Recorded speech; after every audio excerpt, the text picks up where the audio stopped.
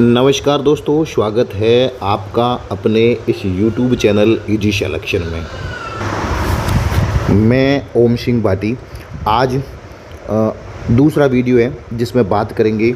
सुबह के वीडियो में अपन ने बात की थी किसके बारे में, कोशिका के बारे में। कोशिका का जनरल इंट्रोडक्शन, फिर पादप कोशिका और जंतु कोशिका, और फिर यूकैरियोटिक और प्रोकैरियोटिक कोशिका के बारे में बात कर ली थी।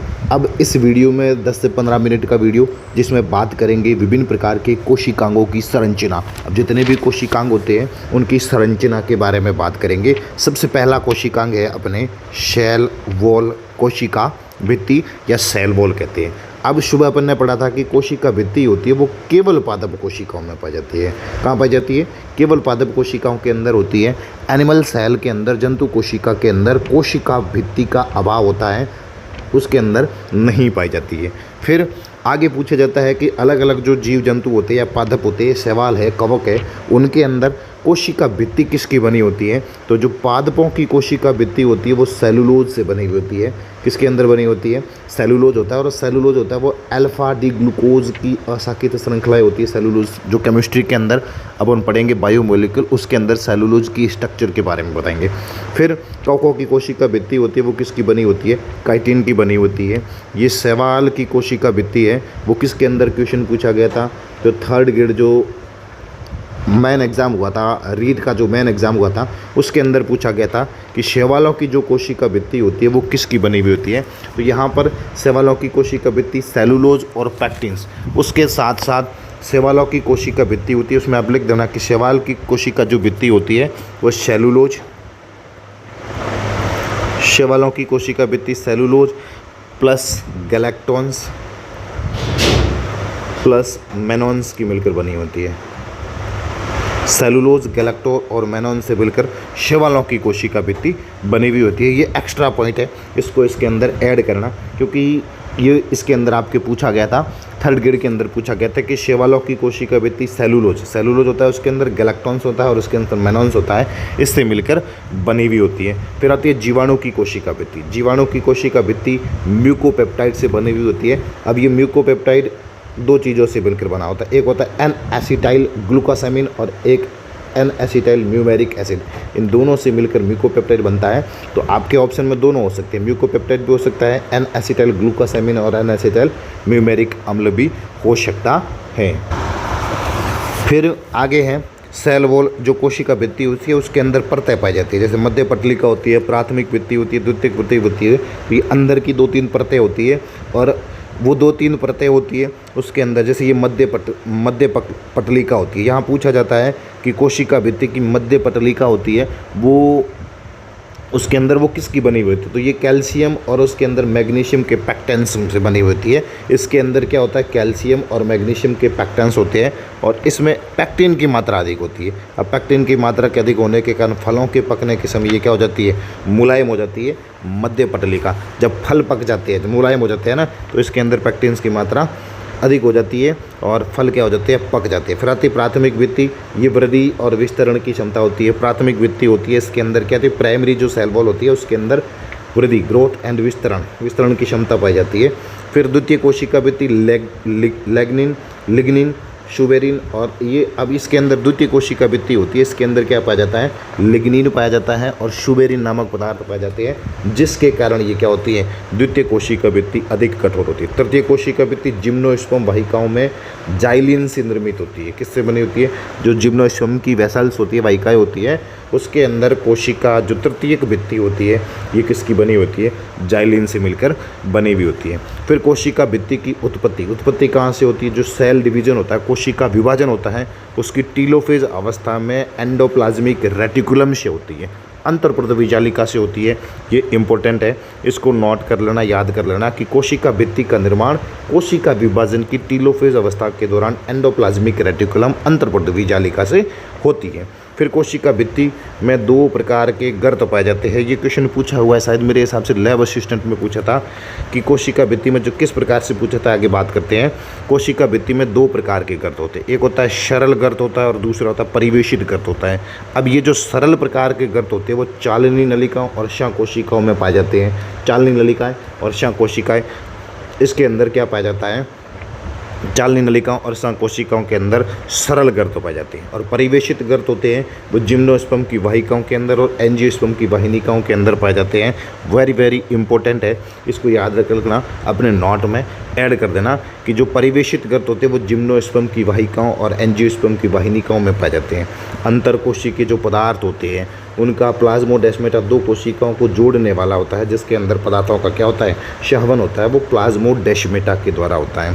फिर आगे बात करते हैं कोशिका झिल्ली। कोशिका भित्ति में आपको इतना ही याद रखना है, कोशिका झिल्ली आती है प्लाज्मा मेम्ब्रेन। प्लाज्मा मेम्ब्रेन जीव द्रव्य के चारों ओर उपस्थित चयनात्मक प्रकृति होती है, अर्ध तरल प्रकृति होती है, पारगम्य होती है।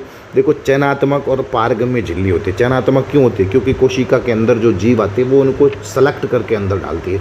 पारगम्य मतलब उन वो जो आने वाले जो पदार्थ होते हैं उनके प्रति ये पारगम्य होती है, चयनात्मक होती है और पारगम्य होती है। ये वसा प्रोटीन से निर्मित होती है, वसा से मिलकर और प्रोटीन से मिलकर बनी हुई होती है। फिर सी नागेली और सी क्रेमर ने कोशिका कला इसको कहा था, क्या कहा था, कोशिका कला कहा था। एक लाइन ये भी याद रखना कि कोशिका झिल्ली होती है वो प्रोटीन की बनी हुई होती है, जो एक फॉस्फोलिपिड द्विपरत में अंतःस्थापित होती है। किसकी बनी हुई होती है, प्रोटीन में होती है। एक फॉस्फोलिपिड की द्विपरत होती है, उसके अंदर अंतःस्थापित होती है, तो प्रोटीन की बनी हुई होती है, इसको याद रखना है। फिर प्लाज्मा कला के जो मॉडल आते हैं, मॉडल के बारे में बात करेंगे। प्लाज्मा कला का सैंडविच मॉडल, सैंडविच मॉडल बहुत इंपॉर्टेंट है, असिस्टेंट प्रोफेसर के अंदर भी पूछा हुआ है क्वेश्चन। सैंडविच मॉडल किसने दिया था, तो डेनियली और डॉवसन ने कोशिका झिल्ली का सैंडविच मॉडल दिया था 1935 के अंदर। फिर देखो जैसा सैंडविच होता है उसी के अनुसार इसकी संरचना दी हुई थी। ये प्रोटॉन है, ये सैंडविच मॉडल डेनियल और डेविशी ने दिया था, ये लिखा हुआ है जल विरागी, और इसकी स्ट्रक्चर आप ध्यान रखना। तो ये पूछा कभी नहीं जाएगा, ये पूछा जाता है कि दिया किसने था, तो डेनियली और डॉवसन ने दिया था। फिर रॉबर्टसन का एकल कला model, unit membrane model, plasma कला का या प्लाज्मा मेम्ब्रेन का यूनिट मेम्ब्रेन मॉडल किसने दिया था, रॉबर्टसन ने दिया था 1958 के अंदर यूनिट मेम्ब्रेन मॉडल दिया था। इसके अनुसार कोशिका कला विभिन्न कोशिकांगों में एक या दो स्तरों में पाई जाती है। कोशिका कला होती है, जो प्लाज्मा मेम्ब्रेन होती है वो विभिन्न कोशिका जो अलग अलग प्रकार के कोशिकांग होती है उनमें एक या दो स्तरीय परतों के रूप में पाई जाती है। फिर प्लाज्मा कला, अब कुछ कोशिकांग होते हैं जैसे उसके ऊपर प्लाज्मा झिल्ली पाई जाती है, कुछ प्लाज्मा झिल्ली आवृत होते हैं। अब उसमें से एक परतीय हो सकते हैं, द्विपरत हो सकते हैं, कुछ होते हैं वो आवरण रहित भी होते हैं, तो उसके बारे में बात करेंगे। माइटोकॉन्ड्रिया, हरित लवक और केंद्रक, ये तीन कोशिकांग हैं जिनके अंदर दोहरी कोशिका झिल्ली पाई जाती है। कौन कौन से होते हैं, माइटोकॉन्ड्रिया, हरित लवक और केंद्रक। इन तीनों के पास क्या होती है, दोहरी झिल्ली होती है, और इन तीनों के पास एक चीज़ याद रखना, स्वयं का डीएनए उपस्थित होता है, स्वयं का आनुवंशिक पदार्थ उपस्थित होता है, माइटोकॉन्ड्रिया, हरित लवक और डीएनए। फिर लाइसोसोम, स्फीरोसोम और रिक्तिका, ये एकल कला से मतलब सिंगल आवरण होता है, इसके ऊपर लाइसोसोम, स्फीरोसोम और वैक्यूल्स रिक्तिका होती है, इसके ऊपर सिंगल आवरण होता है। रॉबर्टसन के अनुसार प्लाज्मा झिल्ली 60 से 70 एंगस्ट्रम मोटी वसा व प्रोटीन से निर्मित होती है। एक पॉइंट है जिसको आप याद रख लेना। फिर आता है कोशिका झिल्ली का तरल mosaic model, fluid mosaic model, Singer व निकोलसन ने दिया था 1972 के अंदर। कोशिका झिल्ली का तरल मोज़ेक मॉडल किसने दिया था, शिंगर व निकोलसन ने। सेकंड ग्रेड 2018 में भी पूछा है, फर्स्ट ग्रेड में भी आया है, असिस्टेंट प्रोफेसर के अंदर भी पूछा है। तो ये कोशिका झिल्ली है ना, प्लाज्मा मेम्ब्रेन, ये आरपीएससी का फेवरेट टॉपिक है जहाँ से क्वेश्चन देखने को मिलता है। फिर इनके अनुसार लिपिड के समुद्र में प्रोटीन हिमखंड होते हैं। लिपिड, अब देखो लिपिड का एक समुद्र होगा, उसमें प्रोटीन के छोटे छोटे वसा बहुत सारी होती है और उसमें प्रोटीन के कण पाए जाते हैं। ये किसका मॉडल है, तरल मॉडल है, किसका, शिंगर व निकोलसन का। प्लाज्मा झिल्ली 75 एंगस्ट्रम मोटी लिपिड व प्रोटीन से निर्मित होती है। वो कह रहा था 60 से 70 एंगस्ट्रम और ये कह रहा है 75। लिपिड के दो प्रकार होते हैं, एक बाहरी जल स्नेही, दो प्रकार के लिपिड के स्तर, दो स्तर होते हैं। एक बाहरी होता है जो जल स्नेही होता है और आंतरिक होता है जल विरागी होता है, 35 एंगस्ट्रम इसकी। प्लाज्मा कला में दो प्रकार के प्रोटीन होते हैं, एक होता है परिधीय प्रोटीन और दूसरा होता है समाकलन प्रोटीन। दो प्रकार के प्रोटीन किस मॉडल के अनुसार, शिंगर व निकोलसन मॉडल के अनुसार प्लाज्मा कला में दो प्रकार के प्रोटीन पाए जाते हैं, एक परिधीय प्रोटीन और एक होता है समाकलन प्रोटीन। ये समाकल प्रोटीन होते हैं वो वसा के परतों के बीच में रहते हैं। ये अंदर पाए जाते हैं तो बीच में रहते हैं। आवश्यक पदार्थों को ये क्या करते हैं, समाकल प्रोटीन आवश्यक पदार्थों को कोशिका के बाहर व अंदर निकालने का कार्य कौन करता है, कि समाकल प्रोटीन करते हैं। दो प्रकार के प्रोटीन, परिधीय प्रोटीन, समाकल प्रोटीन। समाकल प्रोटीन वसा परतों के बीच में जो आवश्यक पदार्थों को कोशिका के अंदर व बाहर निकालने को क्या करते हैं, कार्य करते हैं। फिर कोशिका कला के रूपांतरण। कोशिका कला के रूपांतरण में सबसे पहले है कि एपिथेलियम कोशिका जैसे अंगुलीनुमा प्रवर्ध पाए जाते हैं उसके ऊपर, जिसको क्या कहते हैं, माइक्रोविलाई भी कहते हैं। आंत की कोशिकाएं या हिपैटिक कोशिकाएं होती है, वो कोशिका कला के रूपांतरण होते हैं। ये हिपैटिक कोशिकाएं जो यकृत के अंदर पाई जाती है, और आंत्र की कोशिकाएं होती है जिसको माइक्रोविलाई भी कहते हैं, अंगुलीनुमा प्रवर्ध होते हैं वो। फिर लोमासोम्स। लोमासोम्स कवक की कोशिकाओं में प्लाज्मा लेमा के वलय होते हैं। लोमासोम्स किस में पाए जाते हैं, जो फंगाई होती है उनकी कोशिकाओं में प्लाज्मा लेमा के वलय के रूप में पाए जाते हैं। मीजोजोम्स। मीजोजोम्स प्रोकैरियोटिक कोशिका में श्वसन का कार्य करता है। प्रोकैरियोटिक, इस मीजोजोम्स को क्या कहते हैं, प्रोकैरियोटिक कोशिका का माइटोकॉन्ड्रिया भी कहते हैं। माइटोकॉन्ड्रिया के समजात अंग माना जाता है, क्योंकि प्रोकैरियोटिक कोशिका के अंदर ये जो मीजोजोम्स होता है वो श्वसन का कार्य करता है। अब श्वसन का कार्य करने के कारण इसको क्या कहते हैं, प्रोकैरियोटिक कोशिका का माइटोकॉन्ड्रिया कहते हैं। फिर डेस्मोसोम्स का संबंध प्लाज्मा झिल्ली से संबंधित। ये डेस्मोसोम्स भी किससे संबंधित हैं, प्लाज्मा कला से संबंधित होते हैं। ये प्लाज्मा कला के रूपांतरण होते हैं। एपिथेलियम कोशिकाएं जो कहाँ पाई जाती है, जिसमें अंगुलीनुमा प्रवर्ध पाए जाते हैं। कहाँ पर होती है, जो आंत होती है, छोटी आंत बड़ी आंत उनके अंदर, और हिपैटिक कोशिका जो यकृत के अंदर पाई जाती है वो उसका रूपांतरण होती है। फिर लोमासोम्स जो कवक की कोशिकाओं में प्लाज्मा वलय के रूप में पाए जाते हैं, वो भी किसका रूपांतरण है, प्लाज्मा कला का रूपांतरण है। मीजोजोम्स। मीजोजोम्स जो प्रोकैरियोटिक कोशिका के अंदर माइटोकॉन्ड्रिया के समजात अंग है, माइटोकॉन्ड्रिया के समान अंग है, जो क्या कार्य करता है, प्रोकैरियोटिक कोशिका में श्वसन का कार्य करता है। फिर आती है डेस्मोसोम्स का संबंध प्लाज्मा झिल्ली से आता है। आगे बात करेंगे प्लाज्मा कला की तरल कला में। तरल कला में क्या होता है, असंतृप्त वसा अम्लों के बढ़ने से, असंतृप्तता क्या होती है, वसीय अम्लों के बढ़ने से बढ़ती है।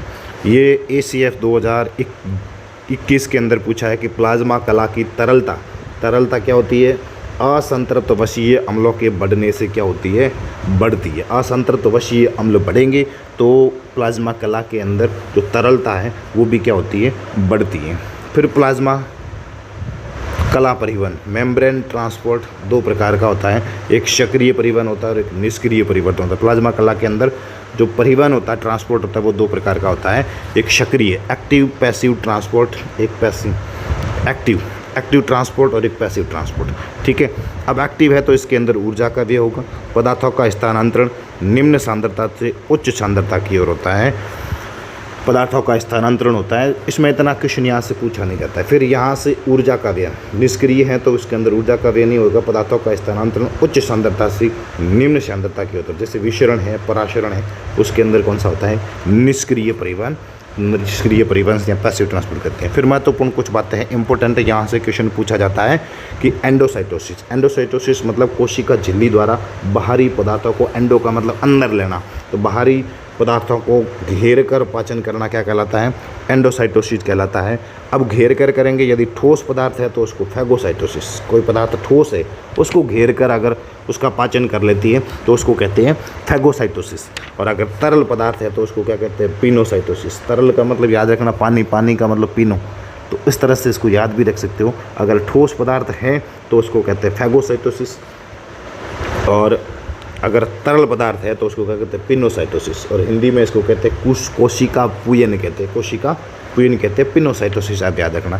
फिर एक्सोसाइटोसिस, एक होता है एंडो का मतलब अंदर पाचन करना, घेर कर उसको अंदर करेंगे, और एक्सो का होता है कोशिकीय पदार्थों को, अनावश्यक पदार्थों को शरीर से बाहर निकालने की प्रक्रिया क्या कहलाती है, एक्सोसाइटोसिस कहलाती है। फिर प्राथमिक कोशिका भित्ति, ये प्राथमिक कोशिका भित्ति सेलुलोज, हेमी सेलुलोज और पैक्टिन्स की मिलती है। द्वितीय कोशिका भित्ति लिग्निन और सुबेरिन, इसके कारण उसके अंदर क्या आ जाती है, कठोरता आ जाती है। लिग्निन और सुबेरिन के कारण उसके अंदर क्या आ जाती है, कठोरता आ जाती है। तो ये आपको याद रखना है। फिर इन दोनों में आज के इस वीडियो में कोशिका भित्ति की बात कर ली और कोशिका झिल्ली भी कर ली, दोनों की कर लिए। छोटे छोटे वीडियो अपन बनाएंगे, छोटे छोटे वीडियो में पूरे पाठ को अच्छे से करेंगे, जितना टाइम मिल रहा है उसमें अच्छा करने की कोशिश करेंगे। आप अच्छे से पढ़ते रहिए, आप अपने नोट्स पढ़िए, फिर इस क्लास को एक रिवीजन के तौर पर आप इसको देखिए। 100% आपको एग्ज़ाम के अंदर फ़ायदा होगा, आपका बेनिफिट होगा। आज के इस वीडियो में इतना ही। अगले वीडियो में बात करेंगे जो आगे वाले कोशिकांग हैं उनके बारे में बात करेंगे। बहुत बहुत धन्यवाद।